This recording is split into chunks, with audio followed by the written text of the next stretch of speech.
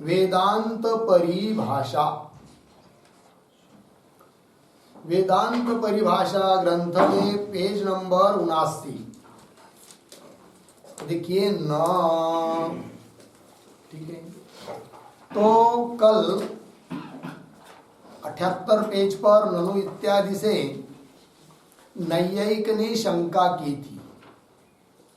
उस नैयायिकोक्त शंका का निराकरण कर रहे न इत्यादि पंक्ति से। तो क्या शंका थी उसकी? तो नैयायिकों ने कहा कि अयम सर्प इदम रजतम इत्यादि ज्ञान भ्रमरूप है। इस बात को तो हम मानते हैं, क्योंकि उस ज्ञान से जो प्रवृत्ति होती है वह विसंवादी प्रवृत्ति है, निष्फल प्रवृत्ति है। और निष्फल प्रवृत्ति का जनक इदम रजतम अयम सर्प इत्यादि ज्ञान होने के कारण वो भ्रम रूप है, वो ठीक है। किंतु हे सिद्धांती, तुम जो कह रहे हैं कि इदम रजतम इस ज्ञान काल में ही शुक्ति के ऊपर प्रातिभाषिक अनिर्वचनीय रजत उत्पन्न होता है, रज्जु के ऊपर प्रातिभाषिक अनिर्वचनीय सर्प उत्पन्न होता है, और वह अनिर्वचनीय उत्पन्न हुआ सर्प और रजत उस ज्ञान का विषय है, ये कहना ठीक नहीं है। क्यों? तो बाजार में रजत विद्यमान है, सर्प भी कहीं तो विद्यमान है, और सर्प रजत इत्यादि वस्तु यदि प्रसिद्ध है, विद्यमान है, तो वो प्रसिद्ध रजत ही उस ज्ञान का विषय मान लेंगे, इदम रजतम इत्यादि ज्ञान का, अयम सर्प इत्यादि ज्ञान का। अनिर्वचनीय सर्प और अनिर्वचनीय रजत उत्पन्न होता है, इस बात को मानने की क्या जरूरत? ऐसा उसका कहना है। किसका? पूर्व पक्षी का, नैयायिक का। अब उसको उत्तर दे रहे न, ऐसा नहीं कह सकते। अर्थात इदम रजतम इस ज्ञान का विषय बाजारस्थ रजत है, यह कहना ठीक नहीं है। तात्पर्य सिद्धांत मत में, वेदांत मत में अनिर्वचनीय ख्याति है। अनिर्वचनीय अध्यस्त पदार्थ की उत्पत्ति होती है, अनिर्वचनीय पदार्थों की उत्पत्ति होती है, किंतु वे कहते नहीं, वो वस्तु अन्य जगह है, उसका भान अन्य जगह होता है। ठीक है कि नहीं? तो उन नैयायिकों का, अर्थात अन्याति ख्यातिवादियों का खंडन करके रज्जु के ऊपर और शुक्ति के ऊपर अनिर्वचनीय रजत और सर्प आदि कैसे उत्पन्न होते हैं, इस बात को कह रहे हैं सिद्धांती। ठीक है जी। तो पंक्ति देखिए, न मिला। न के पूर्व में अवतरणिका के रूप में एक वाक्य लिखिए, छोटा सा। नैयायिकोक्तम निराकरोति।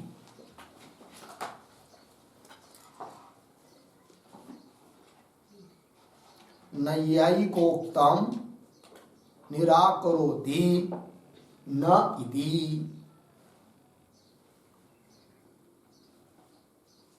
ठीक है, तो नैयायिक ने जो बात कही उसका निराकरण कर रहे न इत्यादि से। तो न मतलब नैयायिक का कहना ठीक नहीं है। तो न कहकर क्या कहना चाहते हैं सिद्धांती, उस न के ऊपर एक छोटी सी टिप्पणी।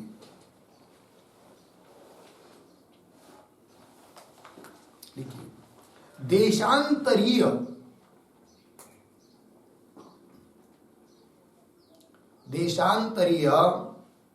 सत्य रजतादेहे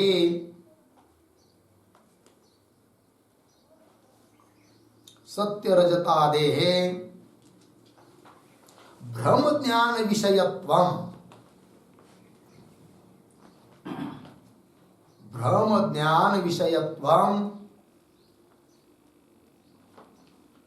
न एव युक्तम इत्यर्थः, नैव युक्तम इत्यर्थः, नैव युक्तम इत्यर्थः। ठीक, क्या अभिप्राय है कि सिद्धांती कहना चाहते हैं नैयायिक को कि हे नैयायिक, इदम रजतम इत्यादि जो भ्रम ज्ञान है, उस भ्रम ज्ञान का विषय देशांतरीय सत्य रजत है, ये कहना ठीक नहीं है। क्या लिखा? देशांतरीय सत्य रजतादे है, भ्रम ज्ञान विषयत्व, भ्रम ज्ञान का विषय देशांतरीय सत्य रजत है, ये कहना युक्ति युक्त नहीं है। क्यों? तो आगे बता रहे कारण, न के आगे न, क्यों? तो तस्य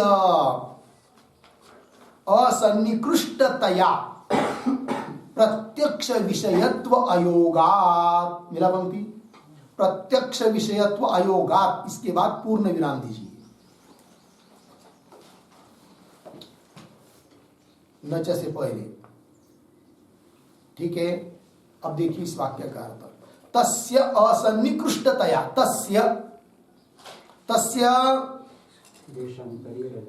शाबाश, देशांतरी रजतादे, तो तस्य का अर्थ लिखिए, तस्य बराबर, तस्य बराबर देशांतरी रजतादे है,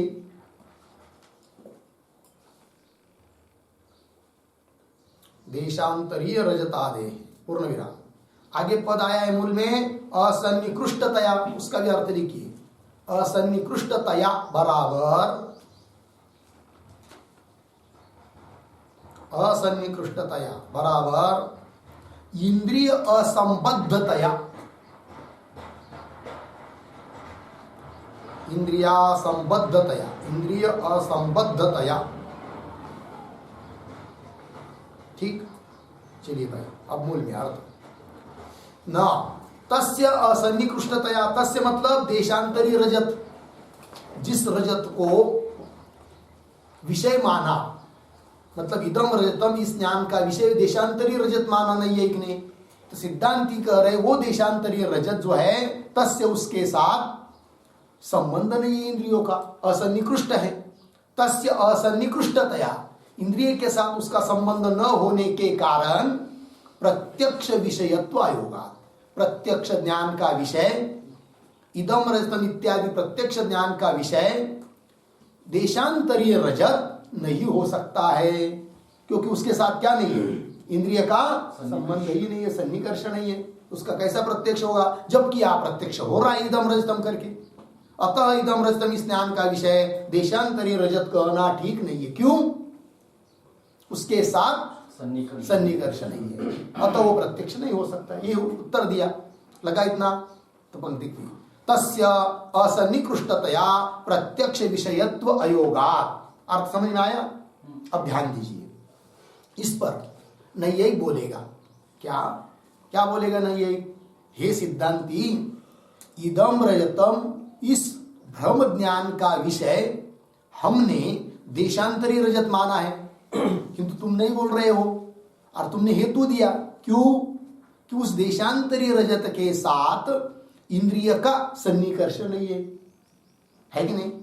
किंतु हे सिद्धांती, सन्निकर्ष नहीं, ये आपका कहना गलत है। कौन बोल रहा है? नैयायिक। क्यों? कि नैयायिक कहता है कि जिस समय शुक्ति के ऊपर इदम रजतम ऐसा ज्ञान हो रहा है, उस समय में भी इंद्रिय जो चक्षु, उसका देशांतरी रजत के साथ सन्निकर्ष है। तुमको सन्निकर्ष नहीं दिखाई दे रहे, वो तुम्हारी गलती है सिद्धांतियों की, इसलिए तुमको लगता है कि इदम रजतम, इस ज्ञान का विषय देशांतरी रजत नहीं हो सकता, किंतु सन्निकर्ष है। जब हम सन्निकर्ष सिद्ध कर देंगे, तब तो हे सिद्धांती, तुमको तो मानना ही पड़ेगा क्या? कि इदम रजतम, इस ज्ञान का विषय देशांतरीय रजत है करके मानना पड़ेगा। कब? जब चक्षु का देशांतरी रजत के साथ संबंध हम बताएंगे, तब लग गया कि नहीं? फिर उससे क्या होगा? तो उससे यह होगा कि इदम रजतम, इस ज्ञान का विषय देशांतरी रजत जब सिद्ध है, मानना पड़ रहा है, मानना ही पड़ेगा, तब आपको ये कहना गलत है आपका। कौन सा? कि शुक्ति के ऊपर अनिर्वचनीय रजत उत्पन्न होता है, ये तुम्हारा कहना गलत सिद्ध हो जाएगा। इसलिए शुक्ति के ऊपर अनिर्वचनीय रजत उत्पन्न होता है, ये कहना ठीक नहीं है। अपितु इदम रजतम, इस ज्ञान का विषय देशांतरी रजत ही है। तो फिर सिद्धांती बोलेंगे सन्निकर्ष बताओ। फिर बहुत बोल रहे हो नैयायिक तुम, तो सन्निकर्ष बताओ चक्षु का उस देशांतरी रजत के साथ। तब वो नैयायिक बोलता है, देखो भाई, सन्निकर्ष दो प्रकार के होते हैं। एक होता है लौकिक सन्निकर्ष और एक होता है अलौकिक सन्निकर्ष। क्या जी? लौकिक सन्निकर्ष और अलौकिक सन्निकर्ष। उसमें लौकिक सन्निकर्ष 6 प्रकार के होते हैं। कौन कौन? संयोग, संयुक्त समवाय, संयुक्त समवेत समवाय, समवाय, समवेत समवाय, विशेषण विशेष्य भाव। तर्क संग्रह में गए कि नहीं? ये 6 लौकिक सन्निकर्ष है। और अलौकिक सन्निकर्ष 3 होते हैं। वो कौन?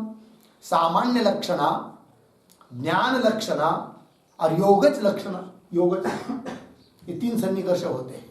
ठीक है, तो नहीं कह रहे सिद्धांतियों को, हे सिद्धांती, जिस समय इदम रजतम ऐसा ध्यान शुक्ति के ऊपर हो रहा है, उस समय चक्षुर इंद्रिय का बाजार के देशांतरी रजत के साथ भले लौकिक सन्निकर्ष नहीं है, किंतु अलौकिक सन्निकर्ष है। और अलौकिक सन्निकर्ष है, कोई तो सन्निकर्ष है, अतः उस ज्ञान का विषय देशांतरी रजत ही मानो। अनिर्वचनीय रजत की उत्पत्ति होती है, ये मत मानो। कौन कह रहा है? नहीं है। पंक्ति देखिए, न च, मिला क्या? न च ज्ञानम तत्र प्रत्याशक्ति। तो न तो खंडन में आएगा, सिद्धांति कहेंगे। तो पंक्ति क्या है उसकी? न च ज्ञानम तत्र प्रत्याशक्ति। इतना कहना किसका? नहीं है का। तब सिद्धांति कहेंगे न, और कहना ठीक नहीं है। क्यों ठीक नहीं है? वो आगे के वाक्य में आएगा। किंतु नहीं क्या कहना चाह रहा है?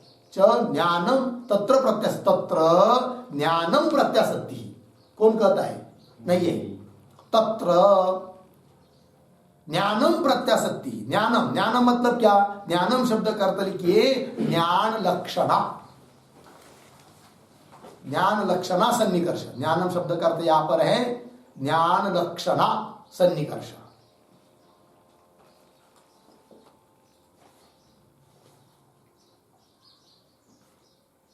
ठीक, चलिए। तत्र, तत्र शब्द का अर्थ लिखिए। तत्र मतलब देशांतरीय रजतादौ।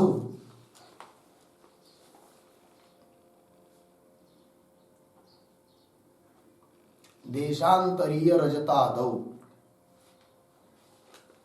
ठीक, देशांतरीय रजत में सन्निकर्ष है, ज्ञान लक्षणा सन्निकर्ष है। तो प्रत्याशक्ति शब्द आया। प्रत्याशक्ति शब्द का अर्थ लिखिए सन्निकर्ष।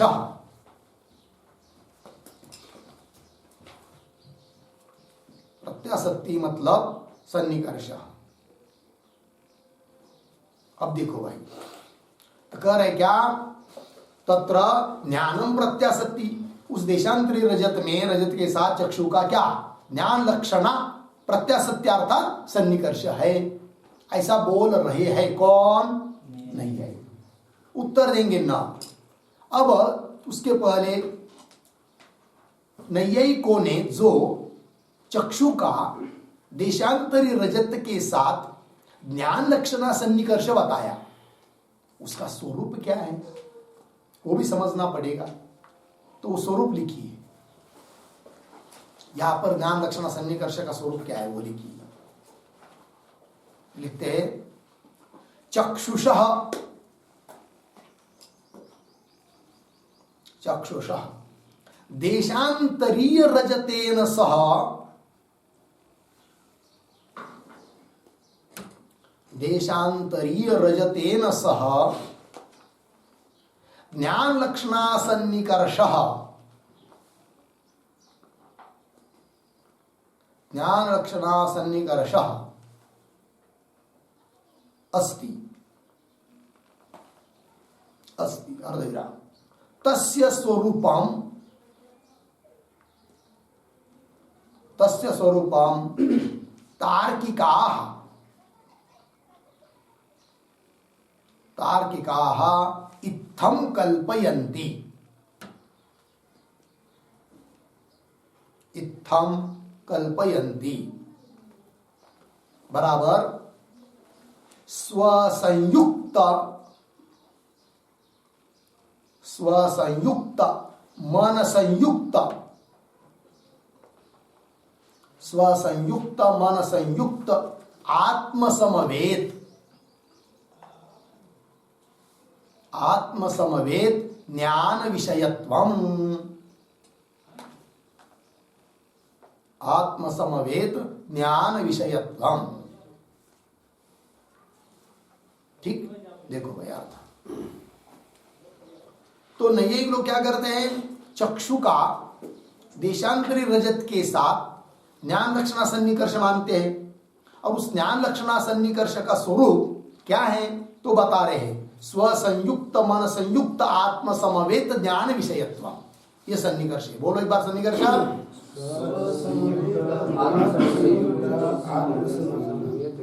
एक स्वर में, स्व संयुक्त मन संयुक्त आत्म समवेत ज्ञान विषयत्वम। बोलो, स्व संयुक्त मन संयुक्त आत्म समवेत ज्ञान विषयत्वम। ठीक है जी, कैसे? अब घटाएंगे।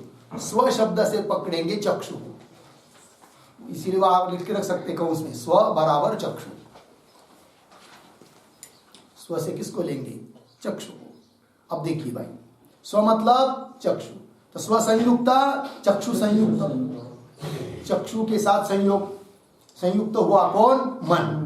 तो चक्षु का संयोग किसके साथ? मन के साथ। फिर उस मन से संयुक्त कौन? आत्मा। मन का किसके साथ संयोग है? आत्मा। मन संयुक्त आत्मा, क्योंकि चक्षु भी द्रव्य है, मन भी द्रव्य है, आत्मा भी द्रव्य है, द्रव्य द्रव्य का संयोग होता है। तो चक्षु संयुक्त मन, उस मन से संयुक्त हुआ आत्मा, और उस आत्मा में समवेत अर्थात समवाय संबंध से विद्यमान है कौन? ज्ञान। क्योंकि नैयायिक मत में ज्ञान आत्मा का गुण है, गुण गुणी का समवाय होता है। तो आत्मा में समवाय समवेत मतलब समवाय संबंध से विद्यमान कौन? ज्ञान। कौन सा ज्ञान? इदम रजतम, यह ज्ञान है कि नहीं? कौन सा ज्ञान? इदम रजतम। तो आत्मा में समवाय संबंध से विद्यमान जो ज्ञान है इदम रजतम, उस इदम रजतम इस ज्ञान का विषय कौन? रजत, समस्त रजत। तो बाजारस्थ आपणस्थ देशांतरी रजत भी विषय हुआ कि नहीं? है कि नहीं? ज्ञान विषय तो उसमें चला गया ना, अर्थात संबंध जुड़ गया। कौन संबंध जुड़ा? स्व संयुक्त मन संयुक्त आत्म समवेत ज्ञान विषयत्व, ज्ञान की विषयता सभी रजत में है, तो देशांतरी रजत में भी है। तो संबंध चक्षु का उस रजत के साथ भी जुड़ गया, तो ये बन गया ज्ञान लक्षणा सन्निकर्ष, है कि नहीं? तो सिद्धांती क्या कर रहे थे कि उस देशांतरी रजत के साथ चक्षु का सन्निकर्ष नहीं है कि नहीं? इसलिए इदम रजतम इस ज्ञान का विषय देशांतरी रजत को नहीं मान सकते, ऐसा सिद्धांती ने कहा था ऊपर के पंक्ति में। तब नैयायिक ने कहा क्यों? इदम रजतम इस ज्ञान का विषय देशांतरी रजत भी है। बोले कि चक्षु के साथ उस देशांतरी रजत का संबंध कहा है? तब नैयायिक ने बताया भले लौकिक सन्निकर्ष नहीं है किंतु अलौकिक सन्निकर्ष वो बता दिया। हो गया इतना। तब सिद्धांती अब बोल रहे ना, ये तुम्हारा कहना ठीक नहीं है। पंक्ति मिल रही कि नहीं? न च ज्ञानम तत्र प्रत्यासक्ति। क्यों भाई? कारण क्या? तो कारण बता रहे हैं, ज्ञान प्रत्यासक्ति नहीं हो सकता है। इसको बता रहे आगे पंक्ति में, ज्ञानस्य प्रत्यासक्तित्वे ततो एव वन्यादेः प्रत्यक्षत्वापत्तौ अनुमानादि उच्छेदापत्ते है, या आपत्ति दे दिया। देखो भाई, ज्ञानस्य प्रत्यासक्तित्वे, मिला पंक्ति?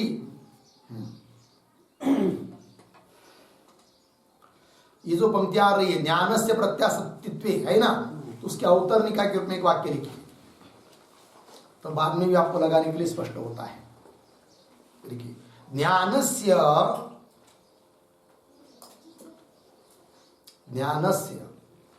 अप्रत्यासक्तित्वे हेतुम आह।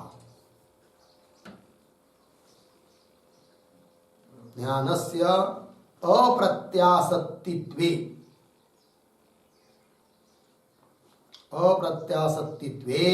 हेतुम आह ज्ञानस्य इति।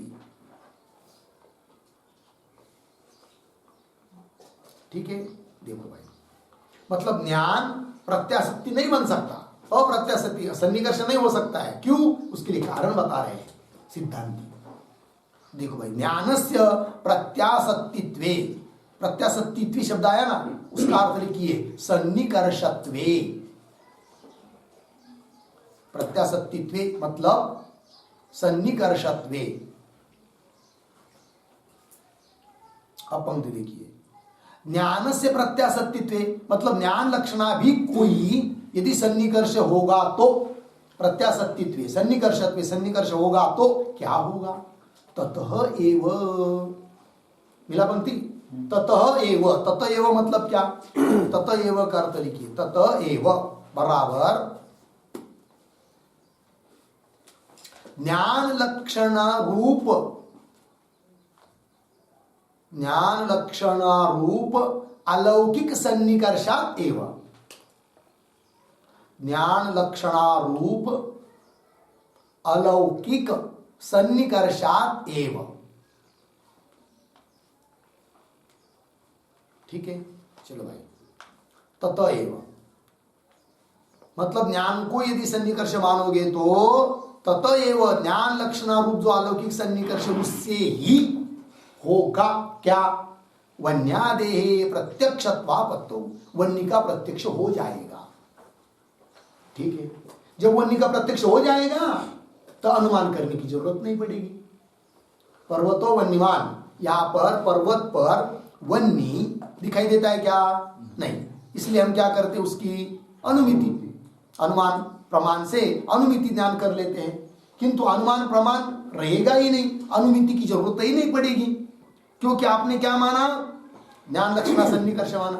तो जैसे ज्ञान लक्षणा सन्निकर्ष से बाजार कर जब आपको दिखाई देता है यहां से, तो ज्ञान लक्षणा सन्निकर्ष से पर्वत पर जो विद्यमान अग्नि है वो भी आपको दिखाई देगा, उसका भी प्रत्यक्ष हो जाएगा फिर ज्ञान लक्षणा सन्निकर्ष से, है? जब ज्ञान लक्षणा सन्निकर्ष से पर्वत के ऊपर स्थित जो अग्नि है, जो कि सरलता से लौकिक सन्निकर्ष से चक्षु से दिखाई नहीं दे रहा है, किंतु ज्ञान लक्षण सन्निकर्ष से यदि उसका प्रत्यक्ष हो जाएगा तो अनुमान करने की, अनुमिति करने की क्या जरूरत है?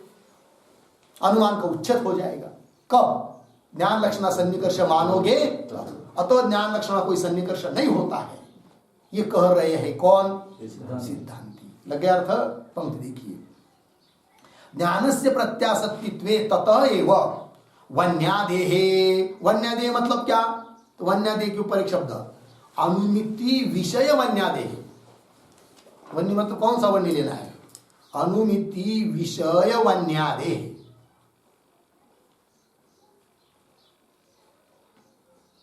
अनुमिति विषय वन्यादेह, ठीक है।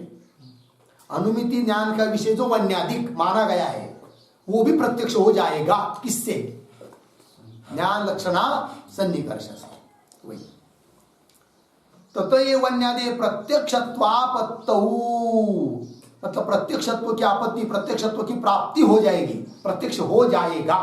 तब क्या होगा फिर? अनुमानादि उच्छेदापत्ति। अनुमान का क्या होगा?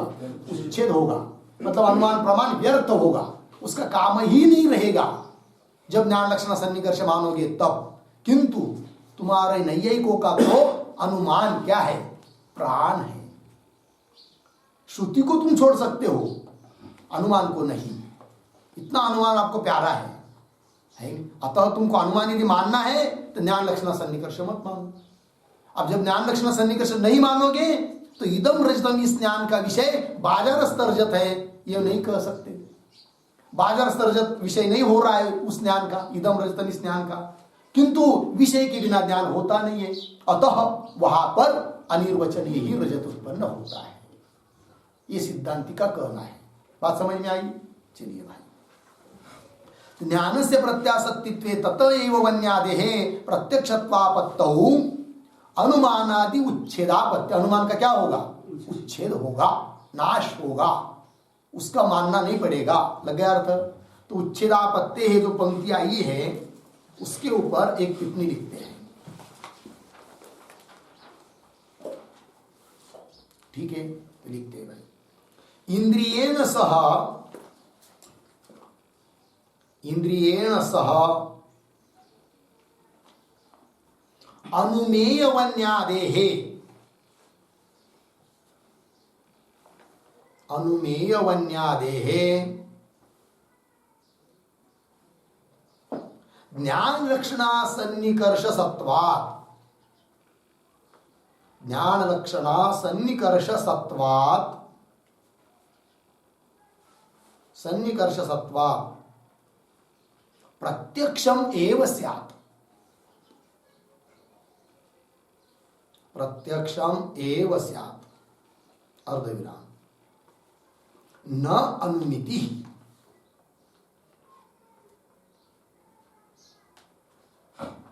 न अनुमिति, अर्धविराम, समाने विषये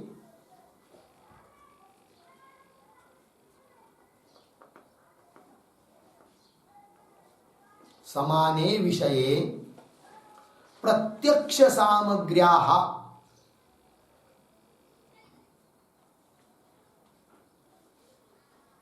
प्रत्यक्ष सामग्र्याः अनुमिति सामग्रितः,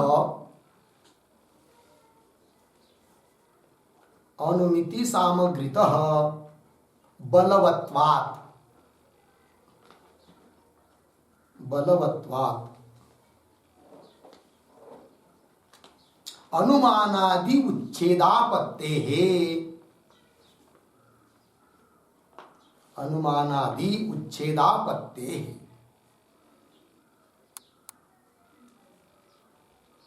पूर्णविराम, अतः अतः न ज्ञान लक्षणा प्रत्यासक्ति, अतः न ज्ञान लक्षणा प्रत्यासक्ति इति भावः, इति भावः, पूर्णविराम, अतः प्रातिभासिक रजतोत्पत्ति, अतः प्रातिभासिक रजतोत्पत्ति भवति एव, प्रातिभासिक रजतोत्पत्ति भवति एव।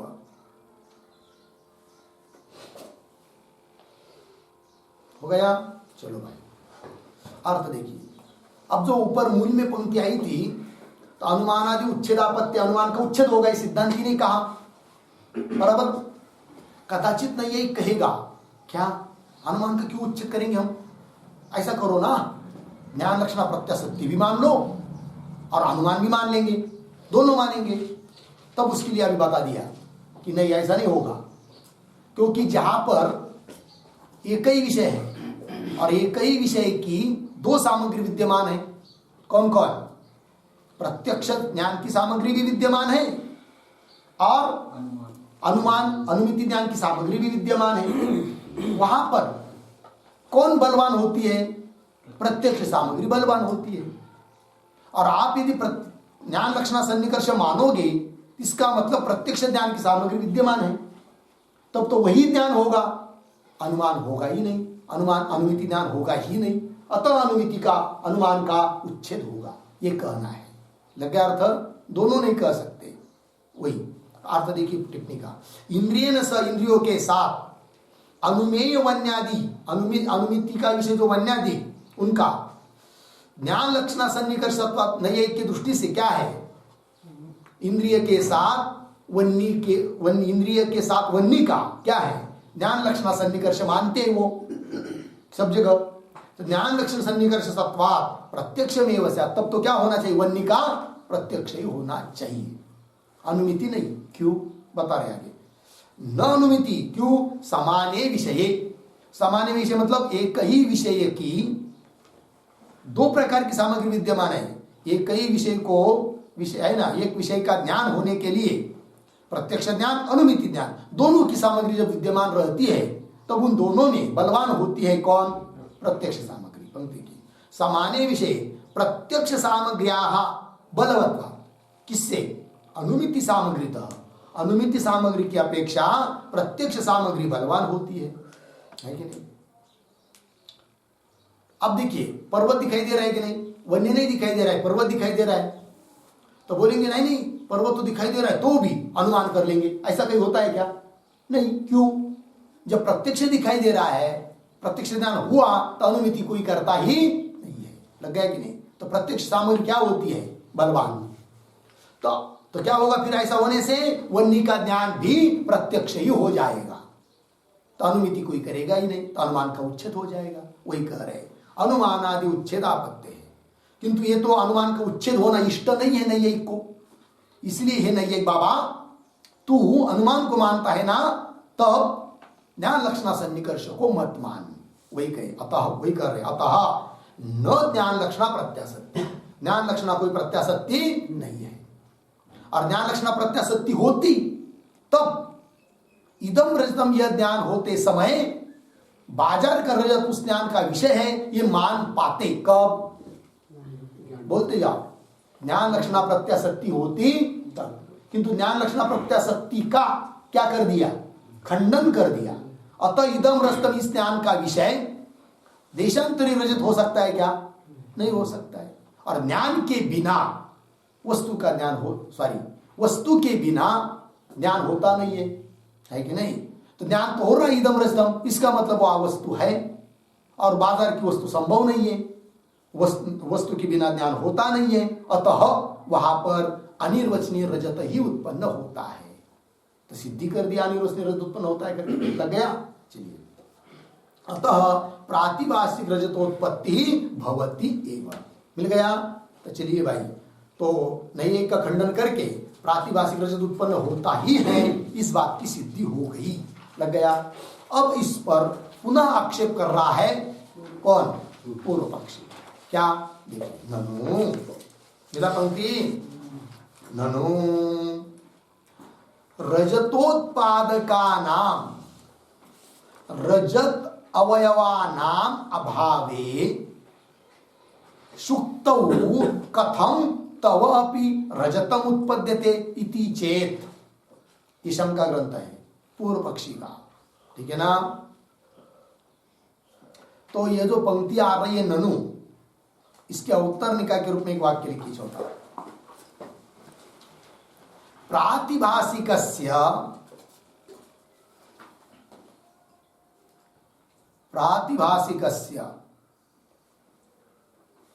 शुक्ति रजतादेहे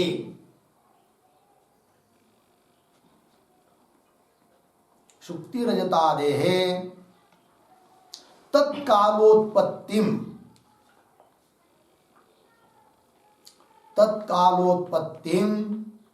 आक्षिपति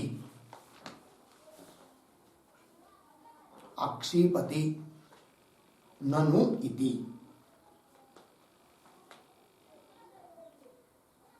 ठीक है, अर्थ देखिए भाई, प्रातिभाषिक से शुक्ति रजतादि, प्रातिभाषिक जो शुक्ति रजतादिक है वो तत्काल ही उत्पन्न होते हैं, ऐसा सिद्धांत, किंतु उस पर आक्षेप कर रहा है कौन? नैयिक। क्या कहता है? नैयिक बोलता है कि आप ये सिद्धांती तुम लोग शुक्ति रजत, इदम रजतम ज्ञान हो रहा है शुक्ति के ऊपर, और उस समय क्या कहते हो कि शुक्ति पर अनिर्वचनीय रजत उत्पन्न होता है, ये तुम कहते हो, किंतु वहां पर रजत उत्पन्न होता है, ये कैसा तुम कह सकते हो? क्योंकि ऐसी कोई चीज कहीं पर भी थोड़ी उत्पन्न होती है। कहीं पर भी कोई भी चीज उत्पत्ति के लिए कुछ तो सामग्री रहना पड़ती है कि नहीं? जैसे घड़ बनाना है तो मिट्टी चाहिए, जल चाहिए, कुलाल चाहिए, सब बहुत सारी सामग्री लगती है कि नहीं? तो वहां पर यदि रजत उत्पन्न हो रहा है ऐसा तुम कह रहे हो, तो वहां पर रजत उत्पन्न होने के लिए जो जगत में सामग्री अपेक्षित होती है वो सामग्री वहां ही कहा?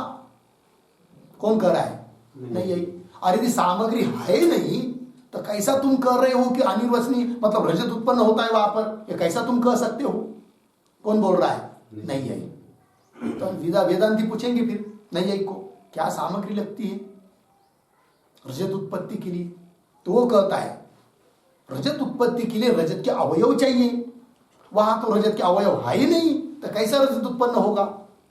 अर्थात नहीं होगा, ये कहना हुआ किसका? नहीं का। पंक्ति देखिए, ननु रजतोत्पादका नाम रजतावयवानाम, रजत को उत्पन्न करने वाले कौन? रजत के अवयव, रजत अवयवानाम अभावे, रजत के अवयवों का ही है क्या? अभाव। तो रजत के अवयव का अभाव है तो रजत की उत्पत्ति कहां से होगी? क्योंकि रजत की उत्पत्ति के लिए कौन चाहिए? रजत के अवयव, वो है नहीं यहां पर। तो रजत उत्पादका नाम रजत अवयवा नाम अभावे, यदि अभाव है तो शुक्तौ, शुक्ति पर, शुक्ति में कथम तव अपि, तव अपि, तव अपि है कि नहीं? तव अपि का अर्थ लिखिए अद्वैत मते अपि। नहीं बोल रहा है वेदांतियों को, तव अपि बराबर अद्वैत मते अपि, तुम्हारे वेदांत मत में भी तव अपि लग गया। शुक्तौ कथम तव अपि रजतम उत्पद्यते, शुक्ति पर तुम्हारे अद्वैत मत में भी कैसा रजत उत्पन्न होगा, है कि नहीं? यदि चेत, क्यों उत्पन्न नहीं होगा? वहां पर रजत का अवयव नहीं है तो कैसा उत्पन्न होगा? ये बोला कौन? नहीं है। क्योंकि नियम होता है निमित्त कारण सहितात उपादानात ही भाव कार्य उत्पद्यते, ये नियम वहां पर लिखा, छपा नहीं है, लिख लीजिए। निमित्त कारण सहितात,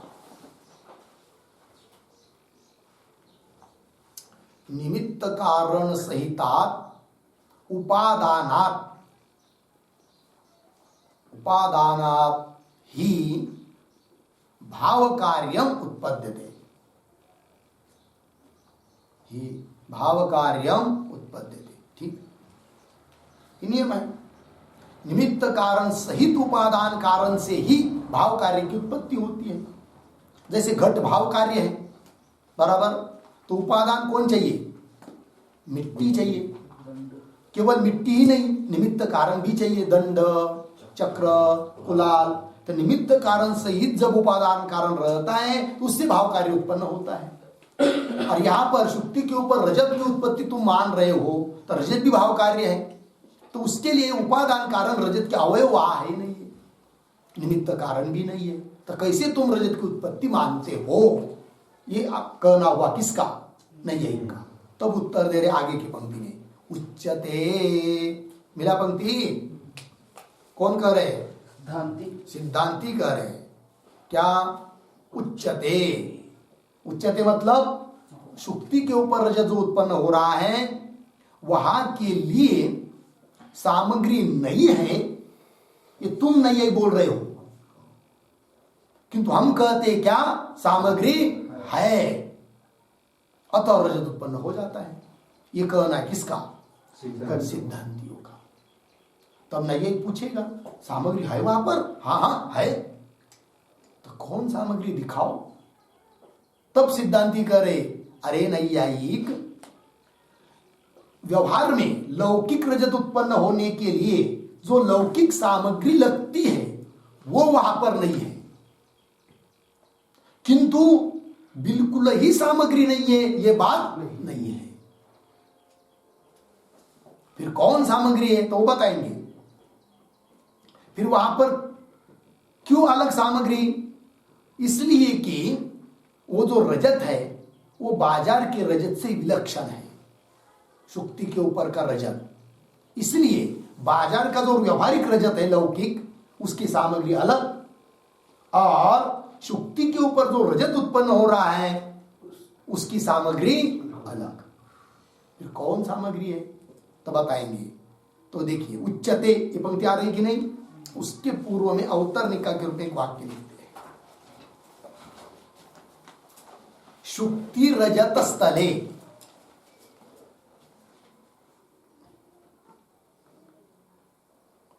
शुक्ति रजत स्थले तद उत्पाद हेतून, तद उत्पाद हेतून अविद्या संस्कार, अविद्या संस्कार दोषान, दोषान दर्शयन, दर्शयन आक्षेपम परिहरति,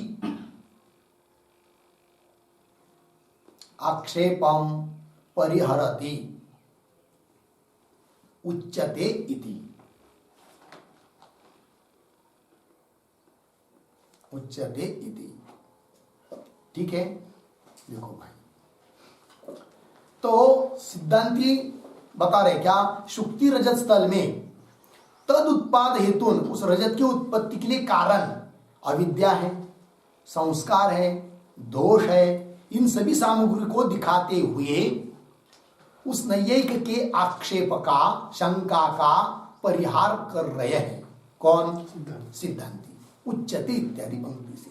ठीक, तो देखो भाई, उच्चते आगे, नहीं लौकिक सामग्री प्रातिभाषिक रजतोत्पादिका किंतु विलक्षणा एव। मिला? देखो भाई, सिद्धांति करे क्या कि नहीं ही, क्योंकि ये तो ही लौकिक सामग्री प्रातिभाषिक रजतोत्पादिका नहीं न, ठीक है ना, लौकिक सामग्री नहीं है वहां पर। कहां पर? प्रातिभाषिक रजत को उत्पन्न करने के लिए करने वाली सामग्री, लौकिक सामग्री नहीं है। लौकिक सामग्री मतलब क्या? लोक सिद्ध सामग्री, जैसे सत्य रजत स्थल में चाहिए रजत के अवयव, वो बनाने वाला, वो सब चाहिए कि नहीं, उस प्रकार की सामग्री वहां पर नहीं है। कहां पर? शुक्ति रजत स्थल में, प्रातिभाषिक रजत स्थल में। पंक्ति देखिए, लौकिक सामग्री प्रातिभाषिक रजतोत्पादिका न, फिर कौन सामग्री है? किंतु विलक्षणा एव, विलक्षण सामग्री है, अर्थात लौकिक सामग्री से भिन्न सामग्री है। कहा? प्रातिभाषिक रजत उत्पत्ति के लिए।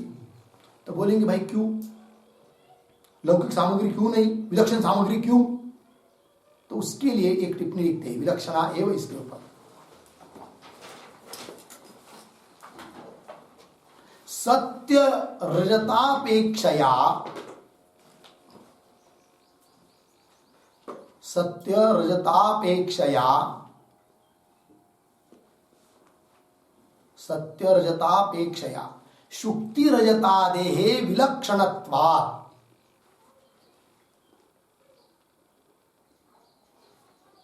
शुक्ति रजतादेहे विलक्षणत्वात्,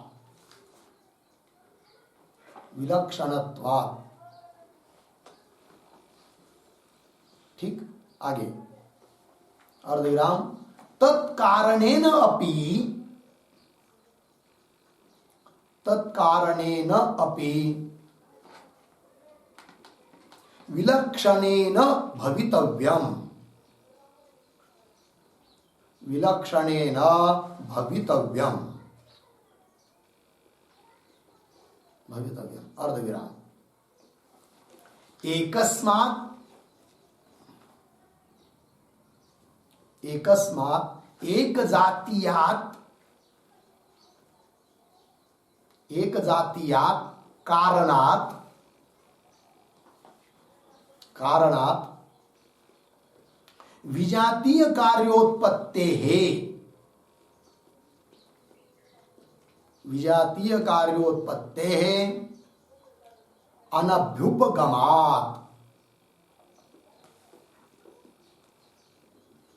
अनभ्युपगमात् इति भावः,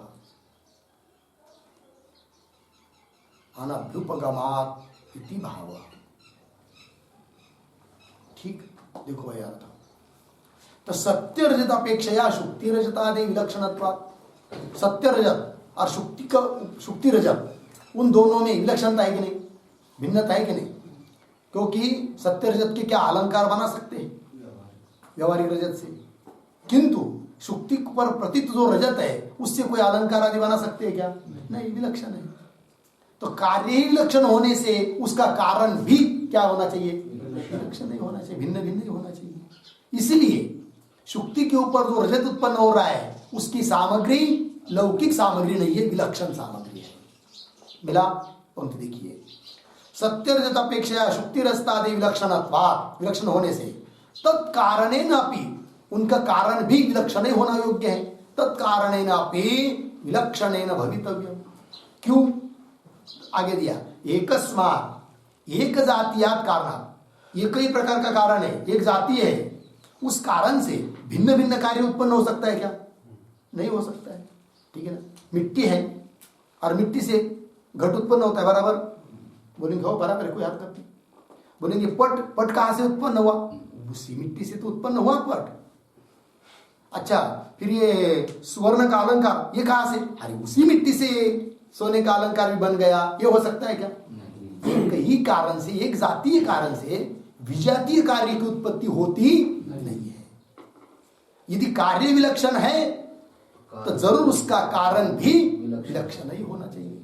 ठीक, वही लिखा, एकस्मात् एक जातीयात् कारणात् विजातीय कार्योत्पत्ति, भिन्न भिन्न जाति वाला कार्य की उत्पत्ति अनभ्युपगमात्, अस्वीकारात्, स्वीकार नहीं है, व्यवहार में भी नहीं होता ऐसा, इति भाव। इसीलिए शुक्ति रजत विलक्षण है आपनस्थ रजत की अपेक्षा। अतः आपनस्थ रजत की जो लौकिक सामग्री, उस सामग्री से विलक्षण सामग्री लगती है। कहा? शुक्ति रजत के लिए। लग गया अर्थ? वही पंक्ति में लिखा है, लौकिक सामग्री प्रातिभाषिक रजतोत्पादिका न किंतु विलक्षणा एव। बराबर। फिर न ये पूछेगा, कोई बात नहीं, शुक्ति के ऊपर जो रजत उत्पन्न हो रहा है उसकी विलक्षण सामग्री है लौकिक सामग्री की अपेक्षा। तो कौन है वो विलक्षण सामग्री बताओ तो? कौन पूछेगा? नहीं है। तो बता रहे तथा ही करके बता रहे कौन वो सामग्री है करके। लगा पंक्ति? तथा ही काच कामलादि दोष दूषित लोचनस्य पुरोवर्ती द्रव्य संयोगात् इदमाकारा चाक चिक्याकारा काचित अंतकरण वृत्ति ही उदेति। मिला इतना? तस्यां च वृत्तौ इदम अवच्छिन्नम चैतन्यम प्रतिबिंबते। मिला इतना? देखो एक एक बात। तथा ही तो क्या हो रहा है? काच कामलादि दोष दूषित लोचनस्य पुरुषस्य इत्यर्थः। ठीक है ना? तो लोचनस्य क्या, उस कैसा आगे, काचित अंतकरणा अंतकरण वृत्ति उदेति। मिला? उस पुरुष के हृदय में कोई अंतकरण की वृत्ति उत्पन्न होती है। लेकिन किस पुरुष के अंतकरण में और कौन सी वृत्ति, तो सब बताएंगे। देखिए, पहला शब्द है काच कमलादि दोष दूषित लोचनस्य पुरुषस्य इत्यर्थः। तो काच क्या है भाई? तो काच का मतलब होता है नेत्र रोग विशेषः काच। काच मतलब क्या? नेत्र रोग विशेषः। नेत्र का विशेष कोई रोग, उसको कहते हैं क्या? काच। हम लोग कहते हैं कि मोती बिंदु आदि आदि करके, काच बिंदु आदि, वही। और कामला क्या होता है? कामला होता है पीलिया, काविड़। किसी किसी को पीलिया होता है कि नहीं, काविड़। तो उसको सब जगत कैसा दिखाई देता है? पीला पीला। ठीक है ना? हाँ। तो ये बहुत सारे आदि शब्द से बहुत सारे दोष होते, तिमिरादि दोष। तो काच कामलादि दोष दूषित लोचनस्य, मिला? इसका विग्रह लिखते हैं इस शब्द का। तो विग्रह लिखिए, काचादि दोषैहि, काचादि दोषैहि दूषिते लोचने यस्य, दूषिते लोचने यस्य सह, स मतलब काच कामलादि दोष दूषित लोचन, सह हुआ काच कामलादि दोष दूषित लोचन, अर्धविराम, तस्य, फिर उसकी षष्ठी कर लेंगे। तस्य मतलब काच कामलादि दोष दूषित लोचनस्य। हो गया ना? तस्य काच कामलादि दोष दूषित लोचनस्य। तो क्या अर्थ हुआ फिर? काच कामलादि दोषों से दूषित है लोचन, नेत्र, जिस पुरुष के। लग गया? ऐसे पुरुष को क्या होता है जी? तो आगे देखिए, पुरोवर्ती द्रव्य संयोगात। मिला? पुरोवर्ती मतलब सामने पड़ा हुआ द्रव्य, शुक्ति आदि, ठीक है ना, वो पुरोवर्ती द्रव्य हुआ।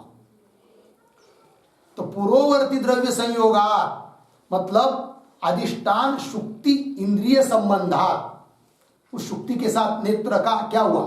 संबंध हुआ। बराबर, जैसे चक्षु के द्वारा वृत्ति निकलकर घट तक जाती है कि नहीं, वैसे वहां पर गई, कहां पर? शुक्ति तक। तो पुरोवर्ती द्रव्य संयोगात, संयोग से इदमाकारा, तो वृत्ति उत्पन्न हो रही है, किंतु उस वृत्ति का आकार क्या है? इदमाकारा। शुक्ति आकार वृत्ति नहीं है। शुक्ति में दो अंश, सामान्य अंश, विशेष अंश। तो शुक्तित्वावचिन्न शुक्ति, ये विशेष अंश है, और केवल शुक्ति का इदम भाग कुछ तो है, ये भी शुक्ति है, किंतु ये क्या हुआ? सामान्य अंश, ठीक है ना। तो पुरोवर्ती द्रव्य संयोगात इदमाकारा, इदमाकार ये वृत्ति का विशेषण है। इदमाकारा वृत्ति उदेति, ठीक है ना, इदमाकारा। कैसी वो वृत्ति? पुनः तो चाकचिक्याकारा, ये भी एक वृत्ति का विशेषण है। आगे वृत्ति पद आ रहा है कि नहीं?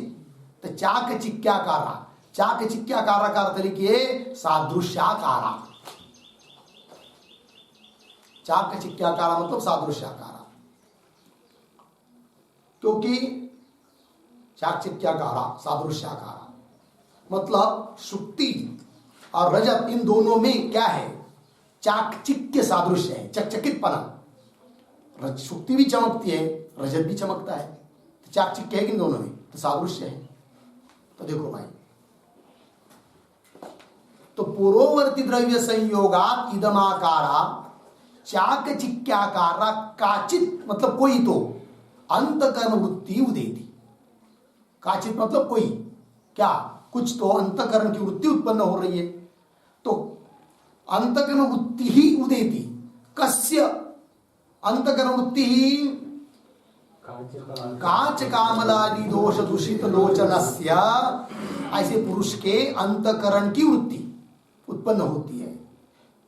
किमाकारा अंतकरण वृत्ति उदेति इदमाकारा चाकचिक्याकारा काचित अंतकरण वृत्ति उदेति। कस्मात् निमित्तात् इदमाकारा अंतकरण वृत्ति उदेति पुरोवर्ती द्रव्य संयोगात इदमाकारा चाकचिक्याकारा काचित अंतकरण वृत्ति ही उदेति। लग गया जी? हो गया? लग गया कुंती? हाँ। तो कांच कामलादि दोष दूषित लोहे लोचन, जिसके ऐसे पुरुष के हृदय में क्या अंतकरण, ऐसे पुरुष की वृत्ति उत्पन्न होती है, अंतकरण की वृत्ति।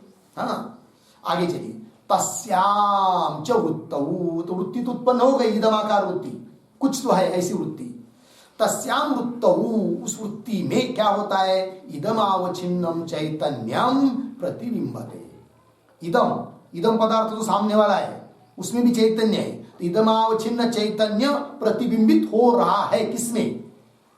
वृत्ति में, है कि नहीं? तो प्रतिबिंबते, प्रतिबिंबते का अर्थ लिखिए अभिव्यज्यते, अभिव्यक्त होता है।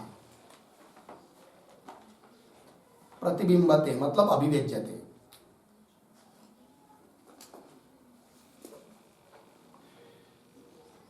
ठीक है, अब देखिए भाई, तो तस्याम च वृत्तौ, है कि नहीं?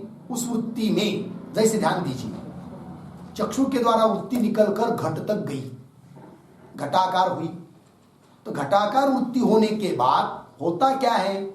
उस घटावच्छिन्न चैतन्य प्रतिबिंबित होता है उस वृत्ति में। मतलब घटावच्छिन्न चैतन्य अभिव्यक्त होता है किसमें? उस वृत्ति में, है कि नहीं? अर्थात घटावच्छिन्न चैतन्य का और वृत्त्यावच्छिन्न चैतन्य का क्या होता है? अभेद, है कि नहीं? वही प्रत्यक्ष है।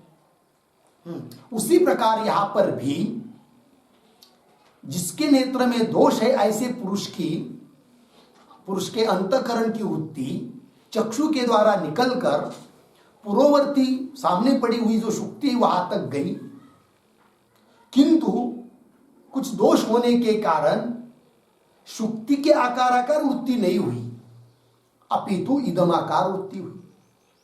ठीक है, और वृत्ति में क्या हुआ? इदमावचिन्न चैतन्य उस वृत्ति में अभिव्यक्त हुआ, अर्थात इदमावचिन्न चैतन्य का और वृत्त्युपयी चैतन्य का क्या हुआ? अभेद हुआ। अतः इदम अंश में वो शुक्ति प्रत्यक्ष है, लग गया अर्थ?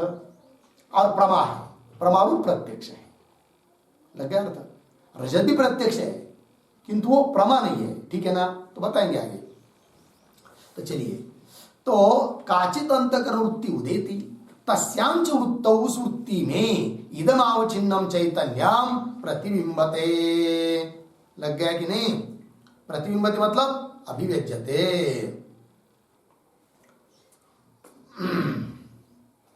क्यों? तो वृत्ति अभिव्यक्त चैतन्य से साक्षात्कार रूपत्वात् इति भाव, ऐसा बताया जाता है। वृत्ति में अभिव्यक्त चैतन्य ही प्रत्यक्ष होता है। ठीक है जी, इदम प्रत्यक्ष है, इसलिए वहां पर माना गया क्या? कि इदमावचिन्न चैतन्य अभिव्यक्त हुआ।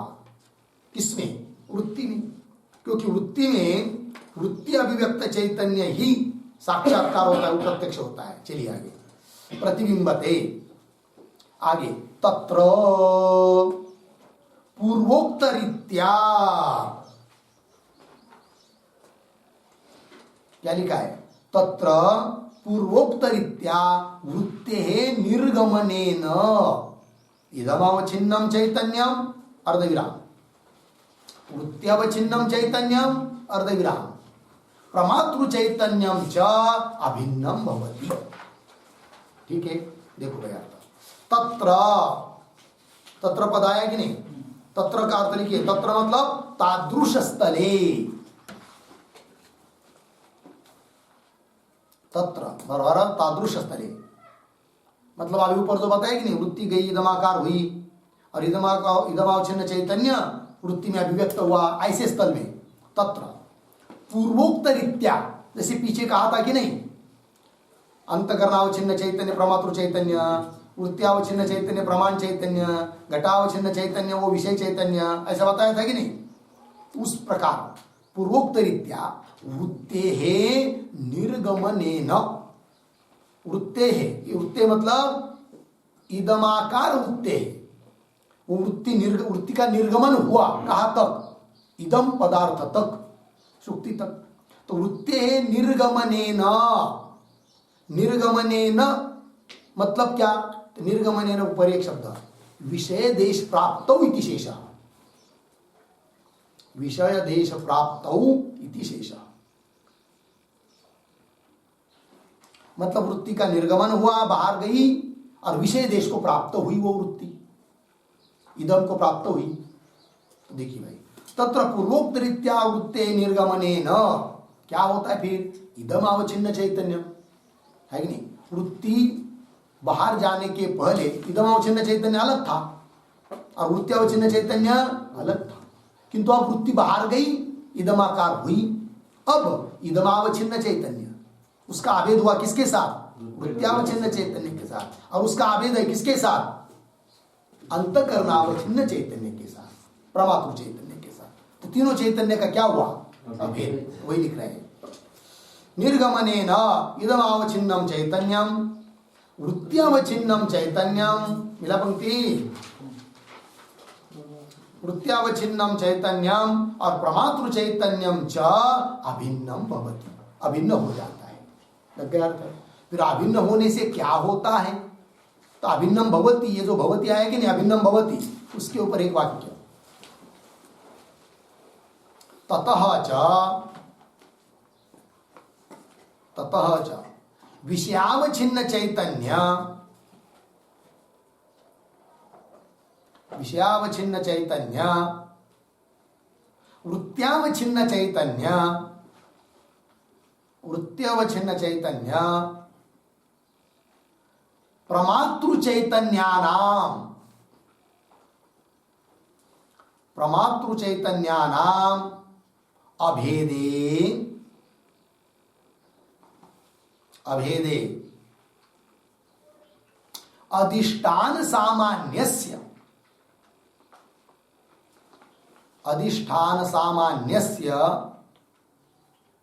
इदमः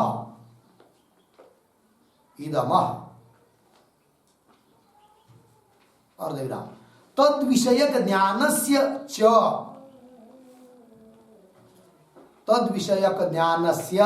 च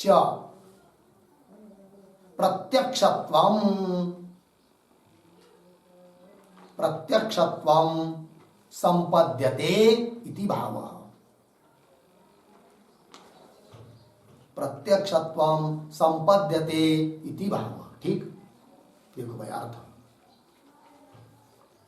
तो क्या हुआ, तो वहां पर विषयावच्छिन्न चैतन्य मतलब इदमावच्छिन्न चैतन्य और वृत्त्यावच्छिन्न चैतन्य और प्रमातृ चैतन्यानाम, इन तीनों चैतन्यों का क्या हुआ, अभेद हुआ।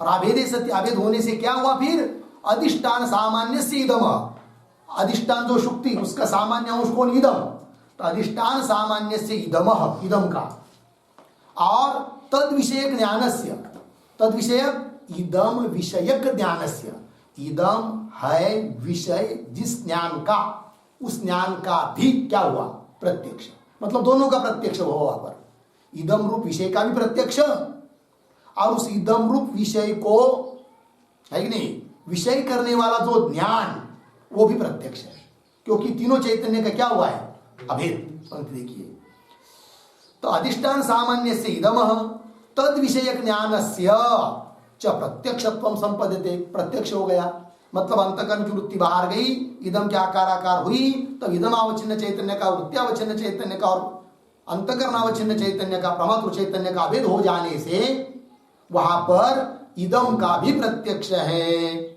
और इदम को विषय करने वाला जो ज्ञान उसका भी प्रत्यक्ष है। यहां तक आ गई, इतना बात हो गई। फिर उसके बाद अनिर्वचनीय सर्प किंवा अनिर्वचनीय रजत कैसा उत्पन्न होता है वो बता रहे हैं, तो उसका विचार हम लोग कल करते हैं। ठीक, ओम पूर्णमदः पूर्णमिदं पूर्णात् पूर्णमुदच्यते पूर्णस्य